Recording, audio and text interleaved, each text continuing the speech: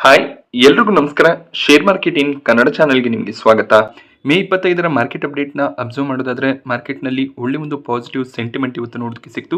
Nifty 312 ಪಾಯಿಂಟ್ಗಳಷ್ಟು jump ಆಗಿದೆ. 1.3% jump ನಿಫ್ಟಿಯಲ್ಲಿ ನೋಡೋದಕ್ಕೆ ಸಿಕ್ತು. 24,000 ಲೆವೆಲ್ನ ಮೇಲ್ಗಡೆ ನಿಫ್ಟಿ ಕ್ಲೋಸಿಂಗ್ ಅನ್ನು ಕೊಟ್ಟಿದೆ. 23,800 ಒಂದು ಮೇಜರ್ ರೆಸಿಸ್ಟೆನ್ಸ್ ಆಗಿತ್ತು. ಆ ಒಂದು ಲೆವೆಲ್ನ ಮೇಲ್ಗಡೆ ಸಕ್ಸಸ್ಫುಲ್ ಆಗಿ ನಿಫ್ಟಿ ಟ್ರೇಡ್ ಆಗ್ತದೆ. ಹಾಗೆ 24,000 ಲೆವೆಲ್ ಅನ್ನು ಕೂಡ ಕ್ರಾಸ್ ಮಾಡಿರೋದು ಪಾಸಿಟಿವ್ ಸೈನ್ ಆಗಿರುತ್ತೆ.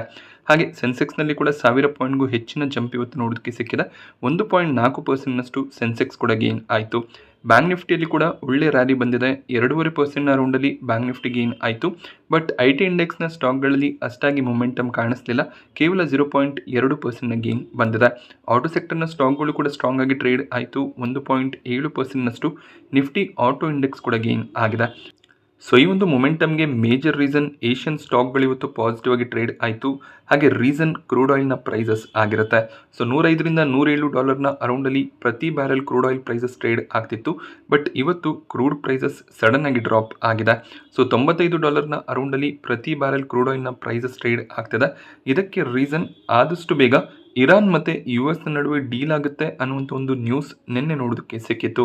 ಸೊ US ಅಫಿಷಿಯಲ್ಸ್ಗಳು ಈ ಒಂದು ನ್ಯೂಸನ್ನು ಕೊಟ್ಟಿದ್ರು. ಸೊ ಇರಾನ್ ಏನು ಕಂಡೀಷನ್ಸ್ಗಳನ್ನು ಹಾಕಿದೆ ಅದರ ಬಗ್ಗೆ ಚರ್ಚೆ ನಡೀತಿದೆ. ಆದಷ್ಟು ಬೇಗ ಡೀಲ್ ಫೈನಲೈಸ್ ಆಗುತ್ತೆ ಅಂತ ಆಫೀಸರ್ಸ್ಗಳು ಸ್ಟೇಟ್ಮೆಂಟನ್ನು ಕೊಟ್ಟಿದ್ರು. ಬಟ್ ಇರಾನ್ ಏನಿದೆ US ಕೊಡ್ತಿರುವಂಥ ನ್ಯೂಕ್ಲಿಯಸ್ ಕನ್ಸೆಷನನ್ನು ಒಪ್ಕೊಳ್ಳುವಂಥ ಸಾಧ್ಯತೆ ತುಂಬಾ ಕಡಿಮೆ ಇದೆ ಅನ್ನುವಂಥ ನ್ಯೂಸ್ ಕೂಡ ಇದೆ.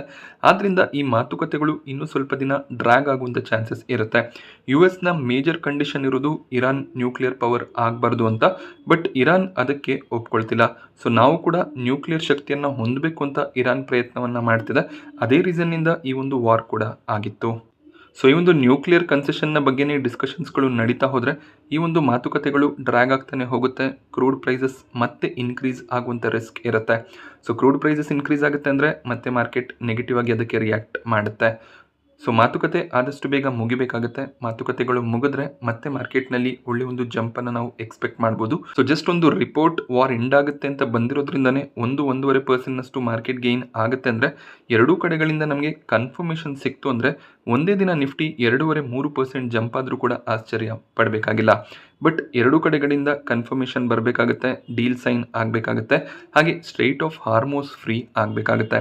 ಆಗ ಕ್ರೂಡ್ ಪ್ರೈಸಸ್ $85ನ ಕೆಳಗಡೆ ಬರುವಂಥ ಸಾಧ್ಯತೆಗಳು ಇರುತ್ತೆ. ಅದು ಖಂಡಿತವಾಗ್ಲೂ ಮಾರ್ಕೆಟ್ಗೆ ಪಾಸಿಟಿವ್ ಆಗುತ್ತೆ. ನಿಫ್ಟಿ ಟಾಪ್ ಗೇನರ್ಸ್ ಮತ್ತು ಲೂಸರ್ಸನ್ನು ಅಬ್ಸರ್ವ್ ಮಾಡಿದಾಗ ಐಷರ್ ಮೋಟಾರ್ಸ್ ಇವತ್ತು ಟಾಪ್ ಗೇನರ್ ಆಗಿತ್ತು. 6% ಜಂಪ್ ಸ್ಟಾಕ್ ಪ್ರೈಸ್ನಲ್ಲಿ ನೋಡೋದಕ್ಕೆ ಸಿಕ್ಕಿದೆ. ಇದಕ್ಕೆ ರೀಸನ್ Q4 ರಿಸಲ್ಟ್ ಆಗಿರುತ್ತೆ. ಸ್ಟ್ರಾಂಗ್ ರಿಸಲ್ಟ್ ಬಂತು. ಆ ರೀಸನ್ನಿಂದ ಸ್ಟಾಕ್ ಅದಕ್ಕೆ ಸ್ಟ್ರಾಂಗ್ ರಿಯಾಕ್ಷನ್ಸನ್ನು ಕೂಡ ಕೊಟ್ಟಿದೆ. ಅದಾನಿ ಎಂಟರ್ಪ್ರೈಸಸ್ 5%ನಷ್ಟು ಗೇನ್ ಆಗಿದೆ. But Adani enterprises BSE Sensex 50ಯಿಂದ ಆಚೆ ಹೋಗ್ತಿದೆ. ಬಟ್ ಸ್ಟಿಲ್ ಅಷ್ಟಾಗೇನು ನೆಗೆಟಿವ್ ರಿಯಾಕ್ಷನ್ಸ್ ಅದಾನಿ ಎಂಟರ್ಪ್ರೈಸಸ್ನಲ್ಲಿ ಬರಲಿಲ್ಲ. ಬಜಾಜ್ ಫಿನಾನ್ಸಲ್ಲಿ ಕೂಡ 2.5%ಗೂ ಹೆಚ್ಚಿನ ಅಪ್ಸೈಡ್ ನೋಡೋದಕ್ಕೆ ಸಿಕ್ತು. Tata motors passenger vehicles L&T ಕೂಡ 2.5%ಗೂ ಹೆಚ್ಚಾಗಿ ಇವತ್ತು ಗೇನ್ ಆಗಿದೆ. ಟಾಪ್ ಲೂಸರ್ಸನ್ನು ಅಬ್ಸರ್ವ್ ಮಾಡಿದಾಗ ಮ್ಯಾಕ್ಸ್ ಹೆಲ್ತ್ ಕೇರ್ನಲ್ಲಿ 2% ಕರೆಕ್ಷನ್ ಇದೆ. ರಿಸಲ್ಟ್ ಸ್ಟ್ರಾಂಗ್ ಆಗಿ ಇರಲಿಲ್ಲ, ಎಕ್ಸ್ಪೆಕ್ಟೇಷನ್ನ ಪ್ರಕಾರ ಇರಲಿಲ್ಲ, ಆದ್ದರಿಂದ ಕರೆಕ್ಷನ್ ಬರ್ತಿದೆ. ONGC ಎಕ್ಸ್ಪೆಕ್ಟೆಡ್ ಇತ್ತು, ಕ್ರೂಡ್ ಪ್ರೈಸಸ್ ಡ್ರಾಪ್ ಆಗಿದೆ ಅಂದಾಗ ONGCಯಲ್ಲಿ ನೆಗೆಟಿವಿಟಿ ಇರುತ್ತೆ. ಸೊ 1.5%ಗೂ ಹೆಚ್ಚಿನ ಕರೆಕ್ಷನ್ ಬಂದಿದೆ. ಇಂಡಾಲ್ಕೋ, ನೆಸ್ಲೆ, ಬಜಾಜ್ ಆಟೋ ಕೂಡ ಇವತ್ತು ಕರೆಕ್ಟ್ ಆಯಿತು. ಇಂಡಾಲ್ಕೋ ರಿಸಲ್ಟ್ ಸ್ಟ್ರಾಂಗ್ ಆಗಿ ಇರಲಿಲ್ಲ, ಆದ್ದರಿಂದ ವೀಕ್ನೆಸ್ ಕಾಣಿಸಿದೆ. ಇವತ್ತು ಡಿಫೆನ್ಸ್ ಸೆಕ್ಟರ್ನ ಸ್ಟಾಕ್ಗಳಲ್ಲಿ ಒಳ್ಳೆ ಒಂದು ಮೊಮೆಂಟಮ್ ನೋಡೋದಕ್ಕೆ ಸಿಕ್ತು. ಎಸ್ಪೆಷಲಿ ಪ್ರೈವೇಟ್ ಸೆಕ್ಟರ್ ಡಿಫೆನ್ಸ್ ಕಂಪನಿಗಳು ಸ್ಟ್ರಾಂಗ್ ಆಗಿ ಪರ್ಫಾರ್ಮ್ ಮಾಡಿದೆ. ಇದಕ್ಕೆ reason defence minister Rajnath Singh ಕೊಟ್ಟಂಥ ಒಂದು ಸ್ಟೇಟ್ಮೆಂಟ್ ಆಗಿರುತ್ತೆ. ಸೊ ಗೌರ್ಮೆಂಟ್ ಏನೀಗ ಗೌರ್ಮೆಂಟ್ ಬೇಸ್ಡ್ ಡಿಫೆನ್ಸ್ ಕಂಪ್ನೀಸ್ ಆಗಿರುವಂಥ HAL, BEL ಹಾಗೆಯೇ ಮ್ಯಾಸ್ಗಾನ್ ಡಾಕ್, ಕೊಚಿನ್ ಶಿಪ್ಯಾರ್ಡ್ ಈ ರೀತಿಯ ಕಂಪನಿಗಳಿಗೆ ಹೆಚ್ಚಿನ ಆರ್ಡರ್ಸ್ಗಳನ್ನು ಕೊಡ್ತಿದೆ. ಸೊ ಪ್ರೈವೇಟ್ ಕಂಪನಿಗಳಿಗೆ ಕೂಡ ಇಂಪಾರ್ಟೆನ್ಸನ್ನು ಕೊಡ್ತೀವಿ. ಸೊ ಮುಂದಿನ ಕೆಲವು ವರ್ಷಗಳಲ್ಲಿ ಭಾರತ ಒಂದು ಡಿಫೆನ್ಸ್ ಪವರ್ ಹೌಸ್ ಆಗುತ್ತೆ. ಸಾಕಷ್ಟು ಕಂಟ್ರಿಗಳಿಂದ ನಮಗೆ ಡಿಫೆನ್ಸ್ ಮ್ಯಾನುಫ್ಯಾಕ್ಚರಿಂಗ್ ಆರ್ಡರ್ಗಳು ಬರ್ತಿದೆ. ಈ ಆರ್ಡರ್ಸ್ಗಳನ್ನು ನಾವು ಪಬ್ಲಿಕ್ ಮತ್ತು ಪ್ರೈವೇಟ್ ಸೆಕ್ಟರ್ನ ನಡುವೆ ಡಿಸ್ಟ್ರಿಬ್ಯೂಟ್ ಮಾಡಬೇಕಾಗುತ್ತೆ ಅಂತ ಸ್ಟೇಟ್ಮೆಂಟನ್ನು ಕೊಟ್ಟಿದ್ದಾರೆ. ಇದರಿಂದ Apollo micro systems, DCX system, data patterns ಈ ರೀತಿಯ ಸ್ಟಾಕ್ಗಳು ಇವತ್ತು ಈ ನ್ಯೂಸ್ಗೆ ಪಾಸಿಟಿವ್ ಆಗಿ ರಿಯಾಕ್ಟ್ ಮಾಡಿದೆ. ಸೊ ಈಗ ಸದ್ಯಕ್ಕೆ ನಾವು ಅಬ್ಸರ್ವ್ ಮಾಡಿದಾಗ ಗೌರ್ಮೆಂಟ್ ಕಂಪನಿಗಳು HAL, BEL ಈ ರೀತಿಯ ಕಂಪನಿಗಳು 70%ನಷ್ಟು ಡಿಫೆನ್ಸ್ ಮ್ಯಾನುಫ್ಯಾಕ್ಚರಿಂಗನ್ನು ಮಾಡುತ್ತೆ. ಕೇವಲ 25-30% ಪ್ರೈವೇಟ್ ಪ್ಲೇಯರ್ಸ್ ಇದ್ದಾರೆ. ಸೊ ಮುಂದಿನ ವರ್ಷಗಳಲ್ಲಿ ಇದು 50-50 ಆಗುವಂಥ ಚಾನ್ಸಸ್ ಇದೆ. ಇದು ಖಂಡಿತವಾಗ್ಲೂ ಪ್ರೈವೇಟ್ ಸೆಕ್ಟರ್ ಕಂಪನಿಗಳಿಗೆ ಪಾಸಿಟಿವ್ ಆಗಿರುತ್ತೆ. ಸೊ ಹೆಚ್ಚಾಗಿ ಆರ್ಡರ್ ಬರ್ತಿದೆ ಅಂದರೆ ಡಿಸ್ಟ್ರಿಬ್ಯೂಷನ್ ಬೇಕಾಗುತ್ತೆ. ಅಶೋಕ್ ಲೇಲ್ಯಾಂಡ್ ಸ್ಟಾಕ್ ಪ್ರೈಸ್ನಲ್ಲಿ 4% ಜಂಪ್ ನೋಡೋದಕ್ಕೆ ಸಿಕ್ತು. ಇದಕ್ಕೆ ರೀಸನ್ VRL ಲಾಜಿಸ್ಟಿಕ್ಸ್ನ ಕಡೆಯಿಂದ ಇವರಿಗೆ 715 ವೆಹಿಕಲ್ಸ್ಗಳ ಆರ್ಡರ್ ಸಿಕ್ಕಿದೆ. ಸೊ 300 ಟ್ರಕ್ಗಳನ್ನು ಆಲ್ರೆಡಿ ಕಂಪನಿ ಡೆಲಿವರ್ ಮಾಡಿದ್ದಾರೆ. ಇನ್ನು 415 ಟ್ರಕ್ಗಳ ಡೆಲಿವರಿ ಪೆಂಡಿಂಗ್ ಇದೆ. ಸೊ ಇದು ಅತಿ ದೊಡ್ಡ ಕಾಂಟ್ರಾಕ್ಟ್ ಆಗಿರುತ್ತೆ. ಈ ಒಂದು ನ್ಯೂಸ್ನಿಂದ ಅಶೋಕ್ ಲೇಲ್ಯಾಂಡ್ ಸ್ಟ್ರಾಂಗ್ ಆಗಿ ಟ್ರೇಡ್ ಆಯಿತು. ಸೊ ಬ್ರ್ಯಾಂಡ್ ವ್ಯಾಲ್ಯೂನ ಮೇಂಟೈನ್ ಮಾಡಿಕೊಂಡಾಗ ಈ ರೀತಿಯ ದೊಡ್ಡ ದೊಡ್ಡ ಕಾಂಟ್ರಾಕ್ಟ್ಸ್ಗಳು ಸಿಗ್ತಾ ಹೋಗುತ್ತೆ. ಸೊ ಇದು ಖಂಡಿತವಾಗ್ಲೂ ರೆವೆನ್ಯೂಸ್ ಪ್ರಾಫಿಟ್ನ ಮೇಲೆ ಹೆಚ್ಚಿನ ಒಂದು ಇಂಪ್ಯಾಕ್ಟನ್ನು ಹಾಕುತ್ತೆ. ಒಳ್ಳೆ ಒಂದು ಪ್ರಾಫಿಟಬಿಲಿಟಿಯನ್ನು ಅಶೋಕ್ ಲೇಲ್ಯಾಂಡ್ ಫ್ಯೂಚರ್ನಲ್ಲಿ ಡಿಕ್ಲೇರ್ ಮಾಡ್ಬೋದು. ಅರಬಿಂದೋ ಫಾರ್ಮಾ ಸ್ಟಾಕ್ ಪ್ರೈಸ್ನಲ್ಲಿ ವಾಲಟೈಲ್ ಟ್ರೇಡಿಂಗ್ ನೋಡೋದಕ್ಕೆ ಸಿಕ್ತು. ಫ್ಲಾಟ್ ಆಗಿ ಸ್ಟಾಕ್ ಕ್ಲೋಸಿಂಗ್ ಅನ್ನು ಕೊಟ್ಟಿದೆ. ಇದಕ್ಕೆ ರೀಸನ್ ರೀಸೆಂಟಾಗಿ USFDA ಇವರ ಒಂದು ಪ್ಲಾಂಟ್ನಲ್ಲಿ ಕೆಲವೊಂದಿಷ್ಟು ಅಬ್ಸರ್ವೇಷನ್ಸ್ಗಳನ್ನ ಡಿಟೆಕ್ಟ್ ಮಾಡಿದ್ರು. ಹಾಗೆಯೇ ಒಫಿಷಿಯಲ್ ಆಕ್ಷನ್ ಇಂಡಿಕೇಟೆಡ್ ಅನ್ನುವಂಥ ಒಂದು ಸ್ಟೇಟಸ್ ಅನ್ನು ಕೂಡ ಕೊಟ್ಟಿದ್ದಾರೆ. ಇದನ್ನು ಆದಷ್ಟು ಬೇಗ ಅರವಿಂದೋ ಫಾರ್ಮಾ ರೆಕ್ಟಿಫೈ ಮಾಡ್ಕೋಬೇಕಾಗುತ್ತೆ. ಸೊ ಈ ಒಂದು ನ್ಯೂಸ್ನಿಂದ ಸ್ವಲ್ಪ ಮಟ್ಟಿಗೆ ಸೆಲ್ಲಿಂಗ್ ಪ್ರೆಷರ್ ಸ್ಟಾಕ್ನಲ್ಲಿ ನೋಡೋದಕ್ಕೆ ಸಿಕ್ಕಿದೆ. USFDA ಕಡೆಯಿಂದ ಅಬ್ಸರ್ವೇಷನ್ಸ್ ಬಂದಾಗ ಈ ರೀತಿಯ ಒಂದು ನೆಗೆಟಿವಿಟಿ ಇರುತ್ತೆ. ಬಟ್ ಕಂಪನಿ ಅದನ್ನು ಸರಿ ಮಾಡ್ಕೋತಾರೆ, ಆಮೇಲೆ ಮತ್ತೆ ಸ್ಟಾಕ್ ರಿಕವರ್ ಆಗುತ್ತೆ.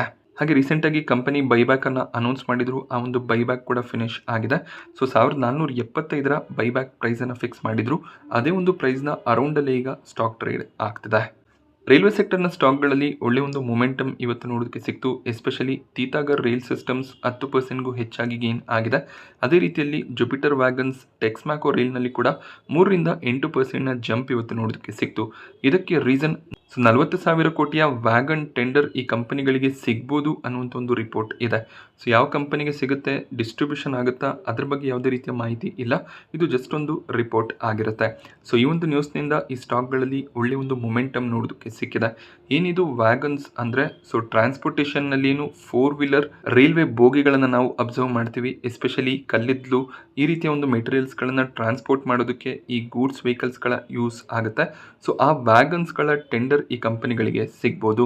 ಈ ನ್ಯೂಸ್ನಿಂದ ಈ ಸ್ಟಾಕ್ಗಳು ಪಾಸಿಟಿವ್ ಆಗಿ ರಿಯಾಕ್ಟ್ ಮಾಡಿದೆ. ಪಾರ್ಲೆ ಇಂಡಸ್ಟ್ರೀಸ್ ಸ್ಟಾಕ್ ಪ್ರೈಸ್ನಲ್ಲಿ ಕಳೆದ 5 ದಿನಗಳಿಂದ ಅಪ್ಪರ್ ಸರ್ಕ್ಯೂಟ್ ನೋಡೋದಕ್ಕೆ ಸಿಗ್ತದೆ. ಇದಕ್ಕೆ ರೀಸನ್ ಮೇಜರ್ ಆಗಿ ನರೇಂದ್ರ ಮೋದಿ ಅವರು ಇಟಾಲಿಯನ್ ಪ್ರೈಮ್ ಮಿನಿಸ್ಟರ್ ಮೆಲೋನಿ ಅವರಿಗೆ ಮೆಲೋಡಿ ಚಾಕ್ಲೇಟ್ಸ್ ಅನ್ನೇನು ಗಿಫ್ಟ್ ಮಾಡಿದ್ರು, ಆ ರೀಸನ್ನಿಂದ ಪಾರ್ಲೆ ಸ್ಟಾಕ್ ಪ್ರೈಸ್ನಲ್ಲಿ ಮೊಮೆಂಟಮ್ ನೋಡೋದಕ್ಕೆ ಸಿಗ್ತದೆ. ಬಟ್ ಈ ಒಂದು ಮೊಮೆಂಟಮ್ಗೆ ಯಾವುದೇ ರೀತಿ ಒಂದು ರೀಸನ್ ಇಲ್ಲ. ಯಾಕೆಂದರೆ ಪಾರ್ಲೆ ಇಂಡಸ್ಟ್ರೀಸ್ ಈ ಒಂದು ಟಾಫಿಯನ್ನು ಅಥವಾ ಪಾರ್ಲೆಜಿ ಬಿಸ್ಕೆಟನ್ನು ಮ್ಯಾನುಫ್ಯಾಕ್ಚರ್ ಮಾಡುವಂಥ ಕಂಪನಿ ಆಗಿರೋದಿಲ್ಲ. ಪಾರ್ಲೆ ಇಂಡಸ್ಟ್ರೀಸ್ ಮೇಜರ್ ಆಗಿ ಒಂದು ಇನ್ಫ್ರಾಸ್ಟ್ರಕ್ಚರ್ ಬೇಸ್ಡ್ ಕಂಪನಿ ಆಗಿರುತ್ತೆ. ಸೊ ಈ ಚಾಕ್ಲೇಟ್ಸ್ಗಳು ಹಾಗೆ ಕುಕೀಸನ್ನು ಮ್ಯಾನುಫ್ಯಾಕ್ಚರ್ ಮಾಡುವಂಥ ಕಂಪನಿ ಪಾರ್ಲೆ ಪ್ರಾಡಕ್ಟ್ಸ್ ಆಗಿರುತ್ತೆ. ಇದರ ಬಗ್ಗೆ ಆಲ್ರೆಡಿ ಮ್ಯಾನೇಜ್ಮೆಂಟ್ ಕ್ಲಾರಿಫಿಕೇಷನ್ಸನ್ನು ಕೂಡ ಕೊಟ್ಟಿದ್ದಾರೆ. ಬಟ್ ಸಾಕಷ್ಟು ಜನ ಪಾರ್ಲೆ ಇಂಡಸ್ಟ್ರೀಸ್ನಲ್ಲಿ ಇನ್ವೆಸ್ಟ್ ಮಾಡ್ತಾ ಹೋಗ್ತಿದ್ದಾರೆ. ಸೊ ಸದ್ಯದಲ್ಲೇ ಸೆಲ್ಲಿಂಗ್ ಪ್ರೆಷರ್ ಕೂಡ ಬರ್ಬೋದು. ಆಪರೇಟರ್ಸ್ ಕೂಡ ಆಕ್ಟಿವ್ ಆಗಿ ಇರ್ತಾರೆ. ಅವರು ಇಲ್ಲಿ ಮೊಮೆಂಟಮನ್ನು ಕ್ರಿಯೇಟ್ ಮಾಡ್ತಿದ್ದಾರೆ. ರಿಟೇಲ್ ಇನ್ವೆಸ್ಟರ್ಸ್ಗಳನ್ನು ಟ್ರ್ಯಾಪ್ ಮಾಡುವಂಥ ಸಾಧ್ಯತೆಗಳು ಕೂಡ ಇರುತ್ತೆ. ಸೊ ಎಲ್ಲರೂ ಕೂಡ ಪಾರ್ಲೆ ಇಂಡಸ್ಟ್ರೀಸ್ ಮೂವ್ ಆಗ್ತಿದೆ ಅಂತ ಇಲ್ಲಿ ಲಮ್ಸಮ್ ಅಮೌಂಟನ್ನು ಇನ್ವೆಸ್ಟ್ ಮಾಡಿದ್ರೆ ಒಂದು ಹೈಯರ್ ಲೆವೆಲ್ನಲ್ಲಿ ಮತ್ತೆ ಲೋವರ್ ಸರ್ಕ್ಯೂಟ್ ಬರೋದಕ್ಕೆ ಸ್ಟಾರ್ಟ್ ಆಗುತ್ತೆ. ಸೊ ನೀವು ₹6 ಅರೌಂಡಲ್ಲಿ ಬೈ ಮಾಡಿಕೊಂಡ್ರೂ ಕೂಡ ಲಮ್ಸಮ್ ಒಂದು 10,000 ಇನ್ವೆಸ್ಟ್ ಮಾಡಿದಾಗ ಮತ್ತೆ ಸ್ಟಾಕ್ ಪ್ರೈಸ್ ಲೋವರ್ ಸರ್ಕ್ಯೂಟ್ಗೆ ಹೋಗಿ ಅಲ್ಲಿಂದ ₹4 ಫಾಲ್ ಆದರೂ ಕೂಡ ಸೊ ತುಂಬಾ ಲಾಸ್ ನಿಮಗೆ ಆಗುತ್ತೆ. ಯಾಕೆಂದರೆ ಲೋವರ್ ಸರ್ಕ್ಯೂಟ್ನಲ್ಲಿ ನೀವು ಎಕ್ಸಿಟ್ ಆಗೋದಕ್ಕೆ ಸಾಧ್ಯ ಆಗೋದಿಲ್ಲ. ಸೊ ಈ ರೀತಿಯ ಟ್ರ್ಯಾಪ್ಗಳಿಂದ ಸ್ವಲ್ಪ ದೂರ ಇರೋದು ಒಳ್ಳೆಯದು. IRFC ಸ್ಟಾಕ್ ಪ್ರೈಸ್ನಲ್ಲಿ ಕೂಡ 2.5% ಜಂಪ್ ಇವತ್ತು ನೋಡೋದಕ್ಕೆ ಸಿಗ್ತದೆ. IRFC ಒಂದು ರೈಲ್ವೆ ಫಿನಾನ್ಸಿಂಗ್ ಕಂಪನಿ ಆಗಿರುತ್ತೆ. ಸೊ ರೈಲ್ವೆ ಪ್ರಾಜೆಕ್ಟ್ಸ್ಗಳಿಗೆ ಇವರು ಫಿನಾನ್ಸಿಂಗನ್ನು ಮಾಡ್ತಾರೆ. ಅದರಿಂದ ಬರುವಂಥ ಇಂಟ್ರೆಸ್ಟ್ ಏನಿದೆ ಅದು ಕಂಪನಿಯ ರೆವೆನ್ಯೂ ಆಗಿರುತ್ತೆ. ಸೊ ಈ ಕೇವಲ ರೈಲ್ವೇಸ್ಗಳಿಗೆ ಮಾತ್ರ ಇವರು ಫಿನಾನ್ಸಿಂಗನ್ನು ಮಾಡ್ತಿದ್ರು. ಈಗ ಹೈದರಾಬಾದ್ ಮೆಟ್ರೋ ಪ್ರಾಜೆಕ್ಟ್ಗೆ 13,500 ಕೋಟಿಯಷ್ಟು ಫಿನಾನ್ಸನ್ನು IRFC ಮಾಡ್ತಾರೆ. ಇದು ಬಿಸ್ನೆಸ್ ಡೈವರ್ಸಿಫಿಕೇಶನ್ ಕೂಡ ಆಗಿರುತ್ತೆ. ಸೊ ಕೇವಲ ರೈಲ್ವೆ ಪ್ರಾಜೆಕ್ಟ್ಸ್ಗಳನ್ನು ಮಾತ್ರ ಫಿನಾನ್ಸ್ ಮಾಡ್ತಾ ಬರ್ತಿದ್ರು. ಇನ್ನು ಮುಂದೆ ಮೆಟ್ರೋ ಪ್ರಾಜೆಕ್ಟ್ಸ್ಗಳನ್ನು ಕೂಡ ಇವರು ಫಿನಾನ್ಸ್ ಮಾಡ್ತಾ ಬಂದರೆ ಕಂಪನಿಯ ರೆವೆನ್ಯೂಸ್ ಇನ್ನಷ್ಟು ಬೂಸ್ಟ್ ಆಗುತ್ತೆ. ಈ ರೀಸನ್ನಿಂದ ಸ್ಟಾಕ್ ಸ್ಟ್ರಾಂಗ್ ಆಗಿನೇ ಟ್ರೇಡ್ ಆಗಿದೆ. BL ಸ್ಟಾಕ್ ಪ್ರೈಸ್ನಲ್ಲಿ 1.5% ಜಂಪ್ ಇವತ್ತು ನೋಡೋದಕ್ಕೆ ಸಿಕ್ತು. BLಗೆ 608 ಕೋಟಿಯ ಅಡಿಷನಲ್ ಡಿಫೆನ್ಸ್ ಆರ್ಡರ್ಸ್ಗಳು ಸಿಕ್ಕಿದೆ. ಒಂದು ಸ್ಟ್ರಾಂಗ್ ಆರ್ಡರ್ ಬುಕ್ಕನ್ನು BL ಮೇಂಟೈನ್ ಮಾಡ್ತಿದ್ದಾರೆ. ಹಾಗೆ ಹೆಚ್ಚಿನ ಒಂದು ಆರ್ಡರ್ಸ್ ಬಂದಾಗ ಆ ಆರ್ಡರ್ಸ್ಗಳನ್ನು ಡೆಲಿವರ್ ಮಾಡೋದು ಕೂಡ ಸ್ವಲ್ಪ ಕಷ್ಟ ಆಗುತ್ತೆ. HALಗೂ ಕೂಡ ಅಷ್ಟೇ ಸಾಕಷ್ಟು ತೇಜಸ್ ಆರ್ಡರ್ಸ್ ಬಂದಿತ್ತು. ಬಟ್ ಆನ್ ಟೈಮ್ ಡೆಲಿವರಿ ಬರ್ತಿಲ್ಲ ಅನ್ನುವಂಥ ಕಂಪ್ಲೇಂಟ್ಸ್ಗಳು ಕೂಡ ಇದೆ.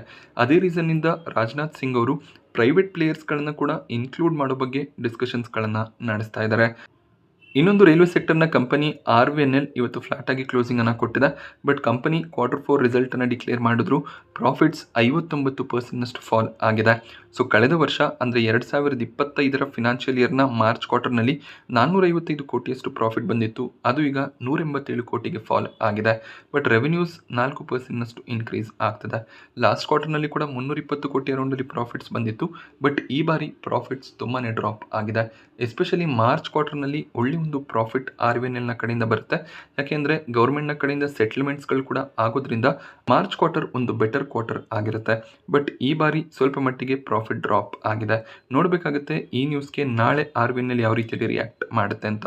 ಕಂಪನಿ 70 ಪೈಸೆಯ ಡಿವಿಡೆಂಡ್ ಅನ್ನು ಅನೌನ್ಸ್ ಮಾಡಿದ್ದಾರೆ.